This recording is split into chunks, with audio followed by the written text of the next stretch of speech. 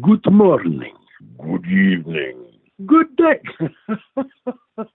Good morning, good afternoon, and good evening.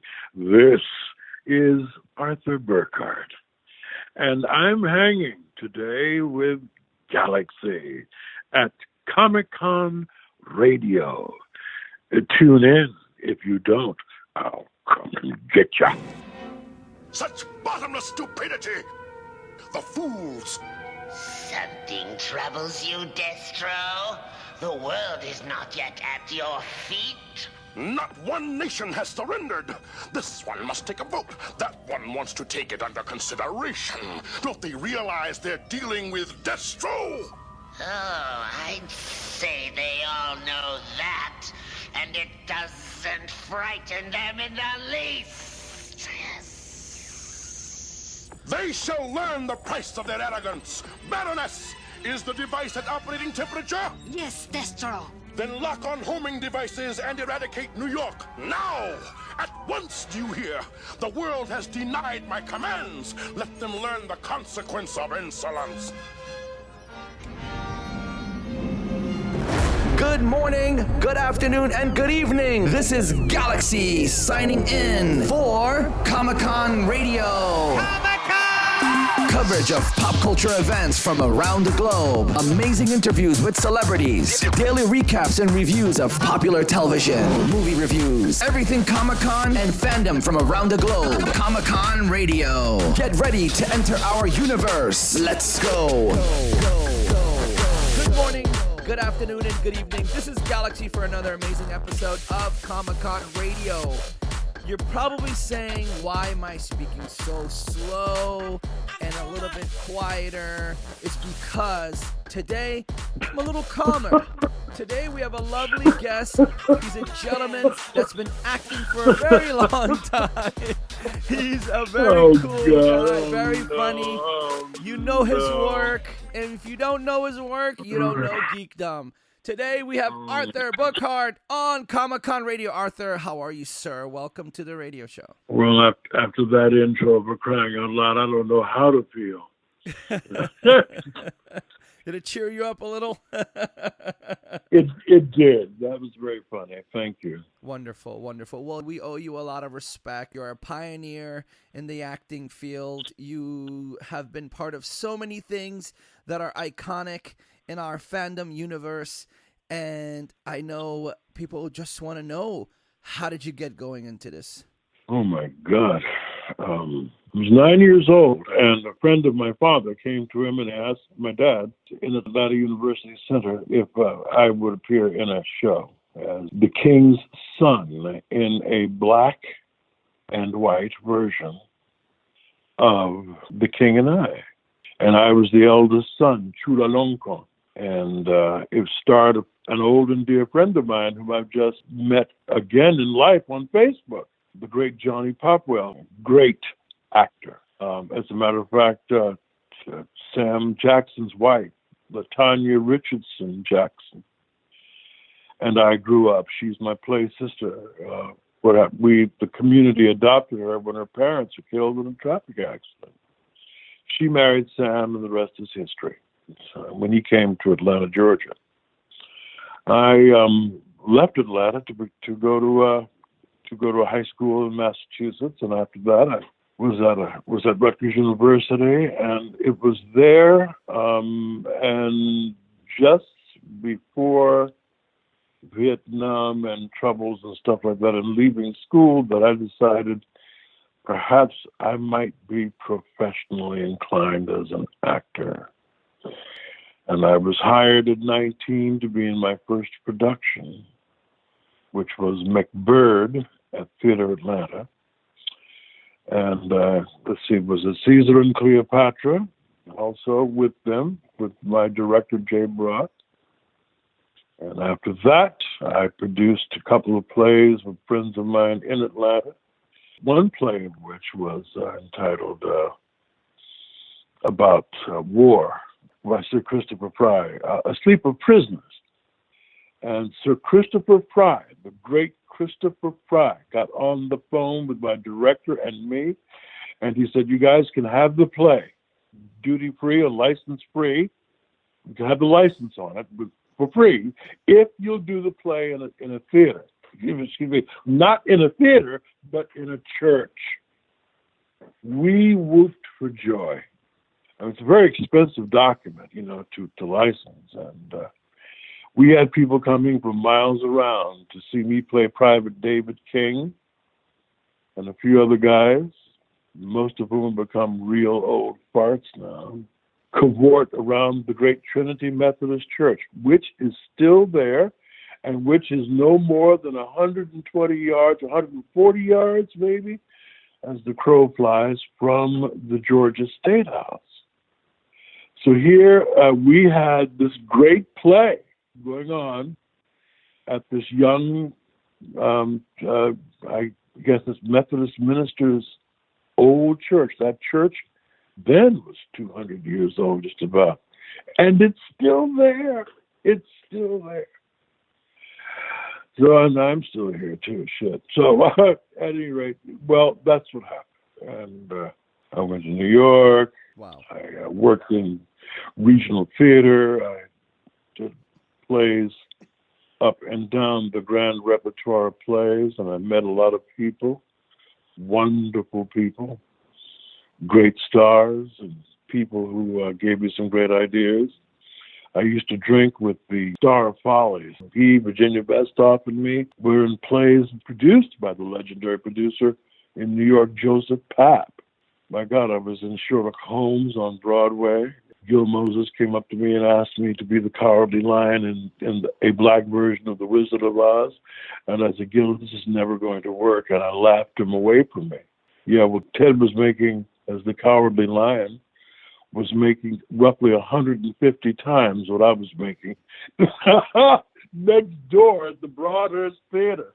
He's at the Majestic, and I'm at the Broadhurst making little money, and he's doing big bang.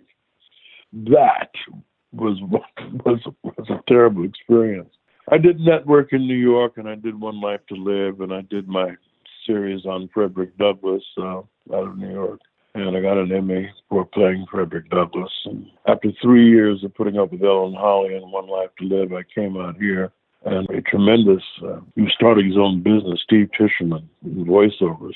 He knew me as an actor because he came to see me on stage. I was working at the Mark Taper Forum, and I was working for friends of mine in a zebra ensemble. It was black and white kids who had put together this. These were kids who wanted to expand their craft from the daytime soap operas. Well, I had left One Life to Live, but they asked me to do something there, and Steve and his wife saw me, and I got a phone call. Would you like to learn the craft of voiceovers? And I said, Someone tapped me to do voiceovers in New York. I had big agents there, and I said, I really didn't want to do it. I tried one, and I didn't want to do it, The directors of the commercials seemed to be, I gave them my best cool shot, but they wanted more heat. And I didn't know how to give it to them. Until I came out here and I met Larry Belling and a few other great, Arlen Miller, and other people who taught the art and technique of the mic. There is something to be had with that. In fact, I'm using it right now with the microphone of my phone. My phone is about 4 inches from my mouth, but your ears, all your audience should know that your ears are right there. And I don't have to scream. I can get back from it and howl if I want to with laughter, but I better get back from it because you don't want to hurt anybody's sensitivities. Wow. And they taught me how to do that. They taught me how to make fricative and plosive sounds without blowing out the mic head. I have an expensive microphone here in my home, and I use it for doing things with the fans they want to hear for their home environments. Voice of Destro, or maybe even I've done the Gobots Turbo for so long. Oh yeah. At Columbia University, right? Devastator. And then suddenly the cartoons became more than I could handle. Actually, it was overwhelming. I did a lot of commercials and stuff, and I was beginning to find out that I was being called less and less to do on camera and more to do off. and it was beginning to bother me a little bit.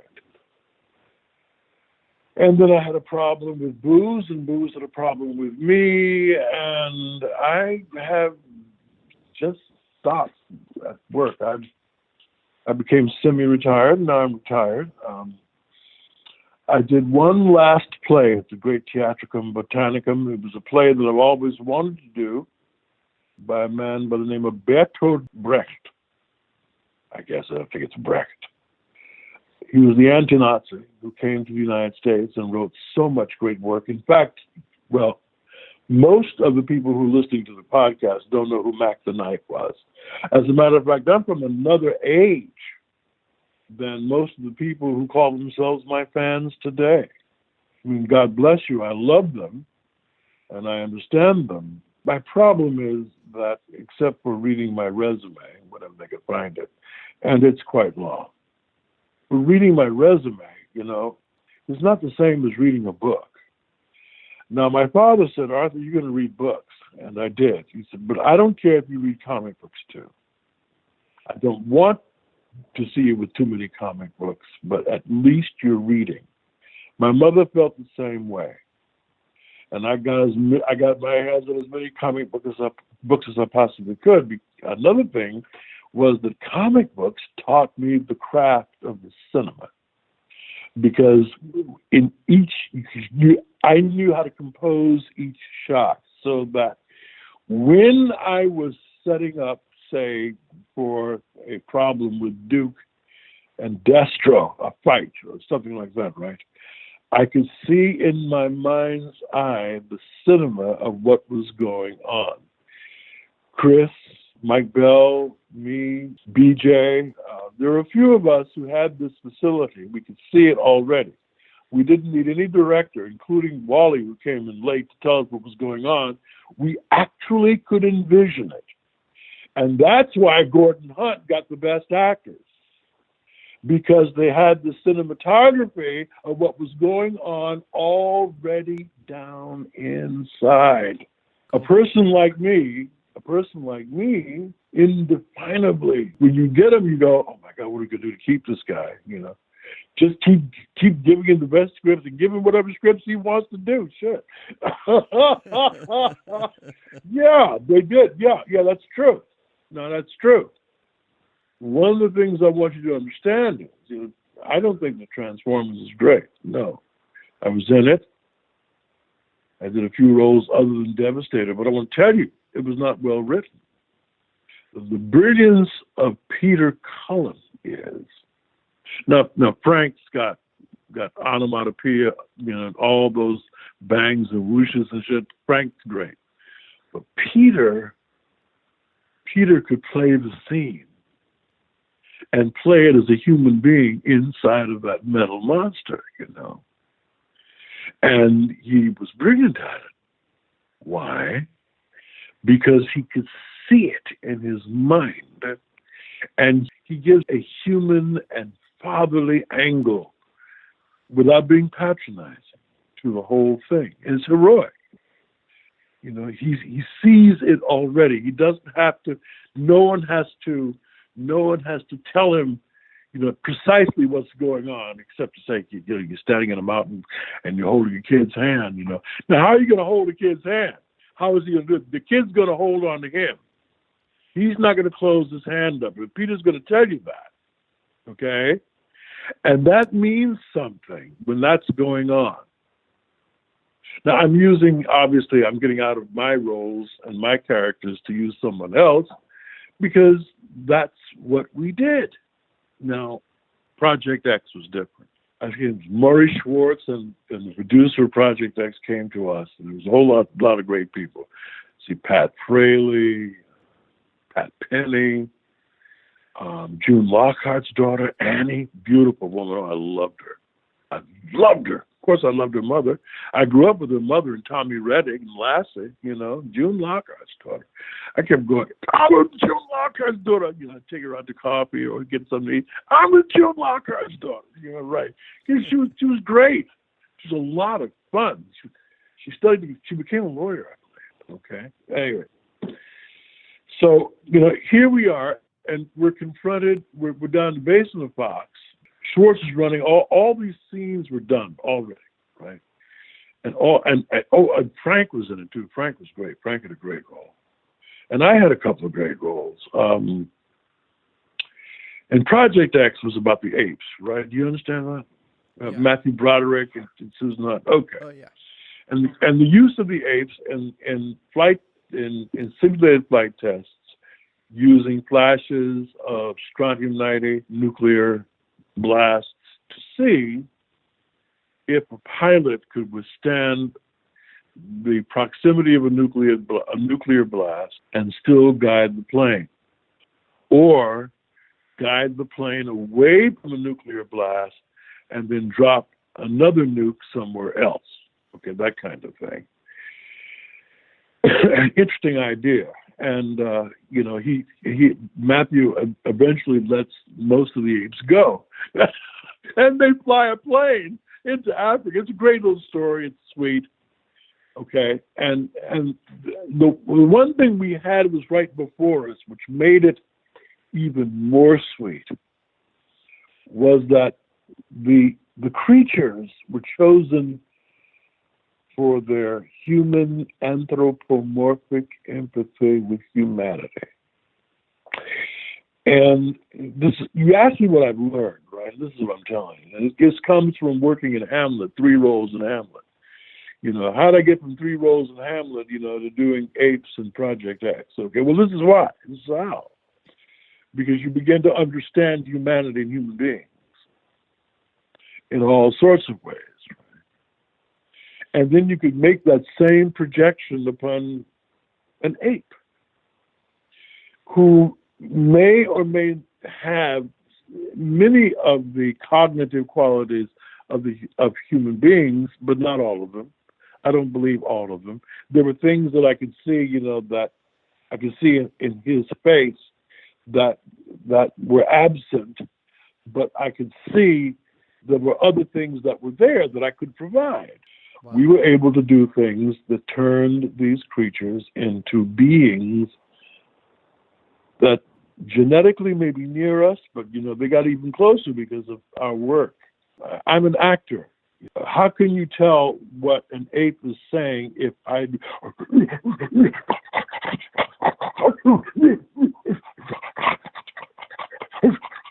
How can you tell what I am doing if I don't have anything going on inside? And inside is the actor. So I really don't like hearing people get up, in front of fans, and I've been in front of hundreds of, well, here's Arthur Burghardt, the voice actor. No, I'm not, jerk. Jesus Christ, Absolutely. Give him some Destro, some Devastator, and pick his little butt up, I'm not.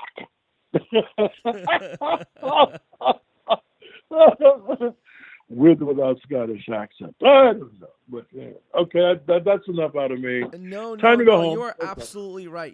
I have to tell you that I respect actors in every part that they do, whether they use their voice, because here's the thing: when you're not in front of a camera, you still have to use maximum emotion and talent, and it's not easy. You just can't stand there and just talk. It doesn't work like that. You still have to give life to whatever you're doing, and I think it's very hard. I do it myself, and you are an actor. You speak very eloquent and very elegant, and you've played some iconic roles, and sometimes when you speak, I can hear Pete, little glimpses of Pete here and there. How much of you is actually in each character that you portray? That's one of the best questions I've ever had, and I've had to think about it for a second. Because I don't answer any questions about cartoons. I put cartoon characterizations, animation, all of that, even though I grew up with Bugs Bunny, of course, from Mel Blanc. And of course, with Gerald McBoing Boing and then with Rocky the Flying Squirrel, I loved. And reminded me that you shouldn't patronize children because they hear what their parents are talking about, and they know things that they saw and understood in Rocky and the Flying Squirrel, okay? All the puns they were able to close, so they understood. So, well, at first glance, I don't know. It varies. It is an inside job, and it varies. And sometimes it's a method, and sometimes it is not. Sometimes I have to employ a mechanical, methodical thing a little bit here and there. Most often I do not. It used to be that I could figure out where I am and what's going to happen, what I'm going to do, and what's being done with me, to me, and my reaction, all within the space of a couple of minutes of seeing what I've got. It depends upon the size of the role. It depends upon whether or not it's on camera or on stage, live. And the thing that is closest to a live performance is a cartoon to stage. The thing that's closest to a live performance to stage, that is stage, is cartoon. I believe. Now, that's my humble opinion. Why? It's extremely difficult to, without hand sawing, as Shakespeare said of Hamlet, he said, "Stop hand sawing the air," you know. Without the hand sawing of the air and all the just gestures and walking around and shit, you know what I mean? And all the other vocal and physical tricks to show off who and what you is, right? And that's important. What you is. Why what you is? Because it's beingness. It's existential. It's right now. There's something about doing the voice of something else that is right now in the minds of kids. Am I right? Absolutely. Or am I wrong?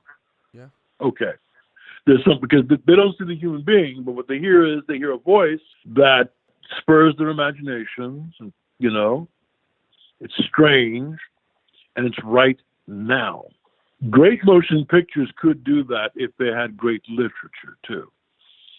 But cartoons, we were beginning to find out with cartoons that we could approximate that, and, much to our chagrin, we could sell dolls and toys and action figures and high-speed Sentry tanks, HISS tanks. And well, I love the HISS tanks. We could sell all that, too. And, you know, I wanted to leave. I think I told Geek to me, I told him, I said, well, I wanted to leave. And it was Chris Collins who said, no, you got to stay. So why do you want to leave? I said, well, because I don't like this. I thought that these guys were going to do something, you know, that seemed to be a little bit more literate. It gave us something to play. Let's tell them what we want then. Shit. Because Chris was in with them. They came to Chris to do things, you know. And I'll be damned if Chris didn't tell them, you know, Arthur and I, and we want more. We want more humanity to be evinced in these characters. Not only that, G.I. Joe was the best of patriotism, see? And G.I. Joe was stirring patriotic feelings in these young kids. Even though Destro, the monster, was frightening them, okay? But G.I. Joe was doing something that has been missing. And maybe this could be, even though they weren't really reading it, because I grew up with World War II. I want to tell you, my father was a political scientist, so you know, and a teacher and a college president.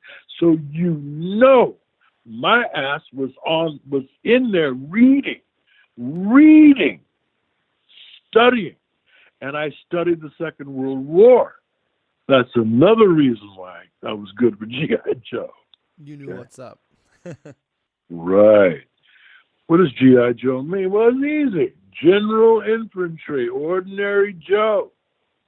That's so cool. Dog faces. That man willingly lays down his life for his country. Is a great man and woman. to be esteemed and revered, which makes what's happening right now very upsetting. But I don't want to get into that. I don't know. I don't know how much of me is in there. It grows on me. Singe the Dragon, for example. Alan Dinehart wanted to do something that was amazing with Singe the Dragon. He wanted the dragon to have two voices, something which Wally Burr used in Transformers. Almost lost my voiceover. Okay, but let's not get into that right now. Singe had two voices, and Singe had a big problem. He was confined to his cage, and he was the last one, and nobody loved him. Oh my God, perfect for a black man who lost his woman named Arthur Burghardt. Perfect. Perfect. Not only that, I was teamed with Clive Revel, who was Moriarty on Broadway, with my other friend, Sir Robert Stevens, who was Sherlock Holmes. And you ain't Mr. Holmes, and you think you'll get away from this costume, right? Of course, there were a lot of people who did not know that there were black folks in 1890 in England. But that's another story. It's unbelievable. But yeah. So it depends upon the role, I suppose. I guess I'm getting ready to tell you. What a long answer, huh? Hey, I think that people are probably going to be jumping up and down and shit, man. Is this fool coming over here to, I don't know. I'm still looking at this contract with Greenville, by the way. I guess I'm going to be in Greenville in November. I don't know if I've answered your question. When you go through the podcast. You answered it. I can feel you. I feel your soul when you speak. I feel that you have a lot in there, and I feel that... Well, that's interesting because, the word for person, it's the ancient Greek word that's come over into Latin, too, by the way. But it's an ancient Greek word, person, person. Can you imagine what it means and why they've always constructed a poet, not just justice, but a poet. A poet is considered to be a blind person. Usually a man, too, because women who composed poetry in those times in Greece, was considered to be a lesbian. That's interesting. A poet was a blind man. So why would he be blind? And what does the word person mean? Well, the Greeks believed that a poet who sung his verses, he may write them down or cause to have them written, who sung the verses in meter and sometimes in rhyme, was blind because you only felt him by what he said. In other words, by the sound he makes. Person means by sound. You see what I'm saying, Galaxy? Oh, absolutely. That's very deep. Yeah. That's very deep. Is that deep, bro? Ain't that deep, brother? That's This deep. is good shit. Huh? That's good. That is, my God. You think this is deep. Wait till you see some of the stuff that I've got right. I've got 400 pages I got 3 chapbooks of work here. And I'm trying to decide where I'm going to send them. I've got, just so much to do here. Is there anything you would change if you could turn back the clock? Yeah, there was a lady who saved my life. And I pushed her out of my life because I thought that I couldn't take care of her. And then when she left, started a new life, I became a star. I was going to be a star. I got an Emmy. I got stuff. People started handing me stuff. I became an honorary doctor of humane letters at Seton Hall University for the work that I'd done on Frederick Douglass. I couldn't walk down the street without people screaming about me and asking for my autograph. Ellen Holly and I sold out Ebony magazine 8 times. I heard that I'd sold out Jet magazine with me on the cover as Frederick Douglass 4 times. And, pined for her. It created a large, it created volumes of poems, volumes of writing. I wanted to write novels and essays, but then I decided that I could cover more ground if I wrote epic poetry. I started to put some of those in motion pictures, one of which I wrote became something else. It was stolen. What it became was Pirates of the Caribbean. I couldn't prove it. So I got these nice small roles too. I was tapped to play Frederick Douglass in the movie Glory with friends of mine who were already in it when I had to go to jail for drinking and driving. A bad drunk, as a matter of fact. And this was in 1989. I got sober in 1988, but this was for 1987. And then 88, I got sober, and then in 89, they wouldn't let me out of the sheriff's department. I don't talk about that a great deal, but there are things that I miss. I don't think I could change or turn around becoming an alky or anything, and I don't mind telling people that. I don't know if I could change that, but there are things that if I could change, I would, even though I learned a great deal from the amends and the apologies that I had to make. It's also meant a great deal for my art and my craft as an actor. My ability to act is much better than it ever was before. It grew with the lines in my face and the sagging skin of my booty. Well, you know, don't you believe it, brother? Don't you believe it, brother? I can still kick up dudes behind. I may look old and saggy, but I'm not anything else other than I'll kick them right. At any rate. I'll tell you one thing about being 72 is, you know, you see a lot of the boy come out of some of these guys that get in your face. And I've had some idiots get in my face recently. Oh, yeah. Why is that? They soon Why get do they out. do that? I can't talk about that right now, Gotcha. but I will at some other point. If you ever decide to have me back, fine. I would love But that to was have an you incredible. In fact, I've never been stopped by a question before. Do you remember Kissy Fur? I couldn't believe it.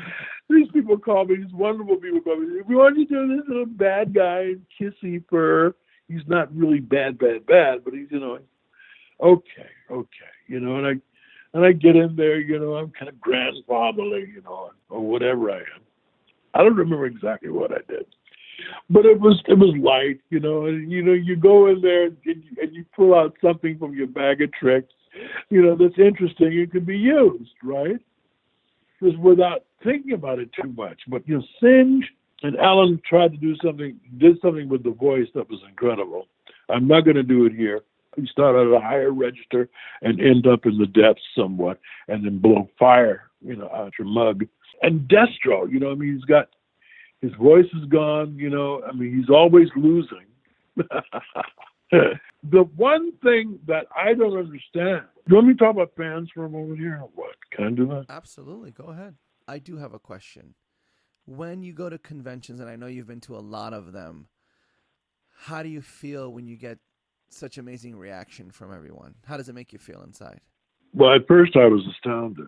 And I'm glad you asked that because I've got a couple of things I wanted. You either work together, that's the word ensemble in French. Ensemble is ensemble in French. It means together. Yeah. Ain't that a groove? It's together. Yeah. I was astounded. This nice kid had his car painted yellow Bumblebee or something, you know. He loves Transformers. He pulled his car into the convention hall. He got them to allow him to do that, and Rosemary allowed him to do it in Philadelphia, right? But you can ask Rosemary to play for you the PSA that I did for that. It was one of the best things I've ever done. And this kid brings his car, and he comes over to me and says, Devastator. Okay. He says, Arthur is Devastator. You've got to sign my car. I painted it especially. I've got a special place for it. I would have spray fixative on it afterwards. You got to sign my car. What? What? Wait. A young woman flew. I was up in Canada, and a young woman flew in from Taiwan, and she, 16 or 17 maybe? A little girl, okay? Reminded me of my kid, right? She flew into Toronto.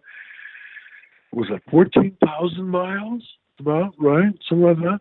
And I don't know if she went over toward the North Pole, which would remove some of that ellipsoid traffic, right? Some of that bow in the orbit of the country, right? And she comes up to me, and there's a whole lot of people. She's standing in line. She's starting to cry, right? She's behind 3 or 4 people. And she comes up to me, and she's bawling for 15 minutes. I said, everybody, you please wait, folks. I need a translator. I need to talk to this baby. I understand why she's bawling and crying and crying and crying. Finally, it comes out in broken English, and even with a translator, got a translator, that she flew all the way because she wanted to meet Generation 1's Devastator. Wow. And that she was overwhelmed, and that she couldn't speak, and that she's so sorry for holding up the line and everything. I kissed her and I said, honey, you didn't hold up anything. You made my year. I cannot possibly understand how happy you make me.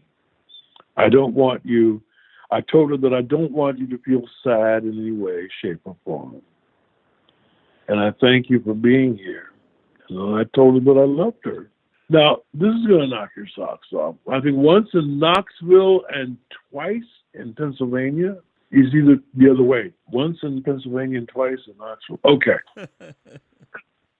3 families, maybe 4. 3 families came up to me, and they asked me to bless their families. What? What? What? Bless my family. And I'm going, what? Let me tell you something, brother. Palms up, head bowed, and it just flowed.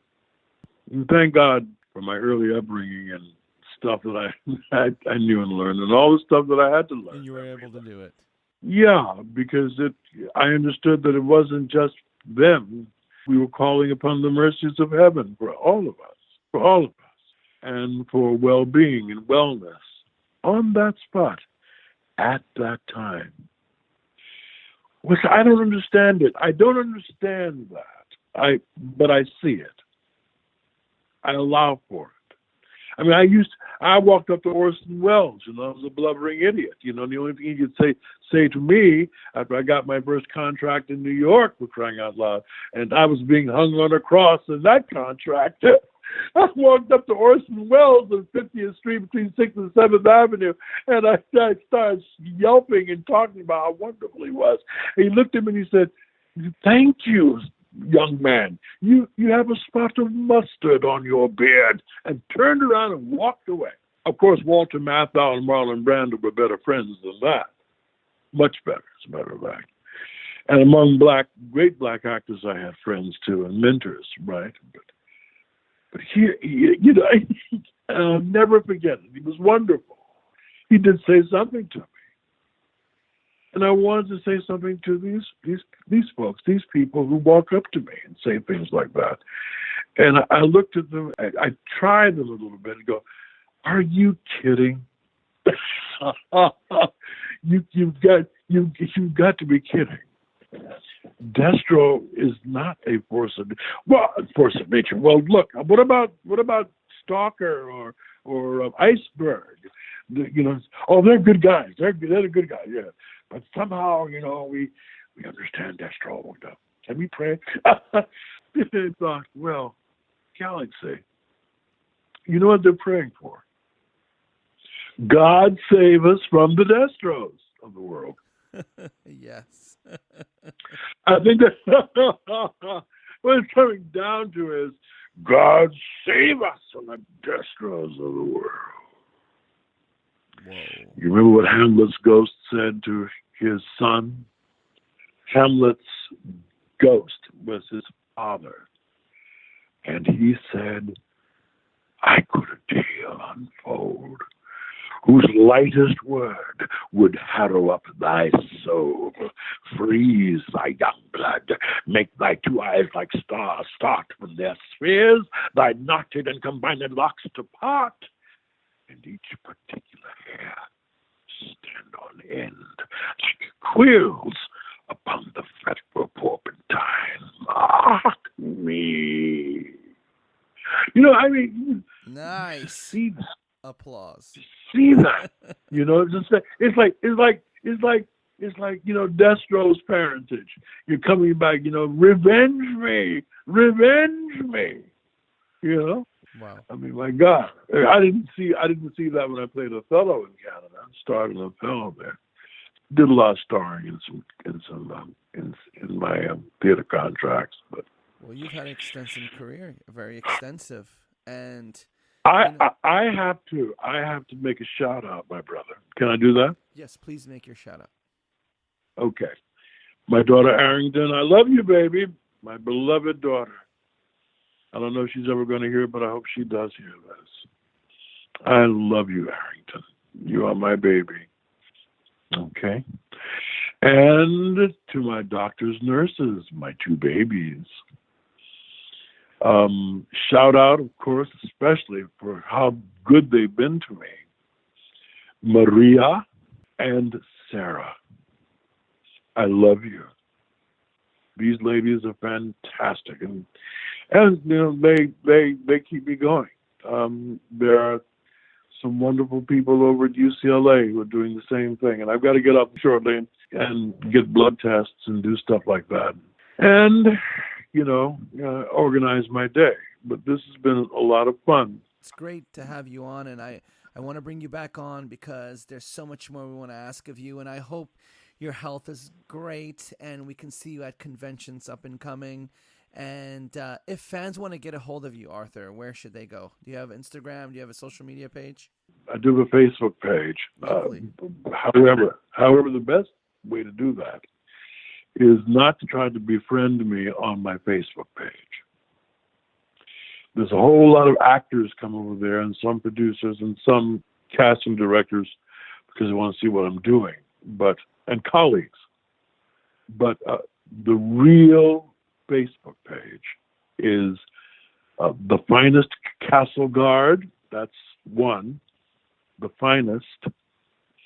And that's allied to the main one for me, which is Destro Diehards. It's called Destro Diehards. Gotcha. DIE hyphen HARDS. Lovely. Come on, Destro Diehards, and ask Ryan, my general Iron Yost, if you have the stuff to be a trooper with me. I sometimes screw around with that. But what I do is I play, Destro's always nearby, to jump on you kids, and they play it up so well. These kids are great. That's lovely. They sell costumes, dioramas. They trade action figures. They draw. They do great things. They make Destro hats. They make hats, Cobra hats. I've got a couple of them, and they do some great things there at Destro Diehards. It's Destro and Joe. Joe is, of course, G.I. Joe, but the centering effect is Destro there. But they do a lot of G.I. Joe there as well, and I want them to do that. I don't know if I've been able to answer all of your... You've answered everything lovely, Arthur. Thank you so much. And with that, Arthur, we're going to start signing out from another amazing episode of Comic-Con Radio, and my energy is so tranquil today, and it's all because of you, and I love that. And to all the fans out there, thank you for listening to Comic-Con Radio. Arthur is amazing. Oh, wait. My brother. I was just listening. What a wonderful thing to say. I can't tell you, you're a great host. Let me interrupt this by saying you're a great host. As a matter of fact, I wasn't sure I would have as much fun. And you elicited from me things that had long since lain dormant. No, the thank you should be from me to you. Thank you, Arthur. Now, I'll let you finish. You're winding up. You're wonderful. You're wonderful. Well, all I Bless want to do is pump you up. This is a great show. I wanted you to speak because I know people want to hear you. You have a long history. But with that, we have to say good morning, good afternoon, good evening. Fans, we're signing out from another amazing episode of Comic-Con Radio. And with that said, Arthur, we have to blow a billion kisses to the fans out there. Ready? 3, 2, 1. A billion kisses. Mwah! There you go. There's a Destro kiss. And if you act up, he's going to come and get you. But check Arthur out at a convention near you. Check out his filmography. His acting career is amazing. Follow him. Go to the Destro Fans Facebook page to follow him there. And if you have any questions, just send him a message there. But other than that, Arthur, thank you so much. We really appreciate you. And we're signing out. Peace. Peace. Good morning, good afternoon, and good evening. This is Galaxy signing out from another amazing episode of Comic-Con Radio. Tune in for your daily shows of Comic-Con Radio. Go to comiccon-radio.com. Reach us on social media. Instagram at Comic-Con Radio. Comic-Con Radio, taking the world one listener at a time. And thank you. It was great meeting you, gal, man. You're out of sight, brother.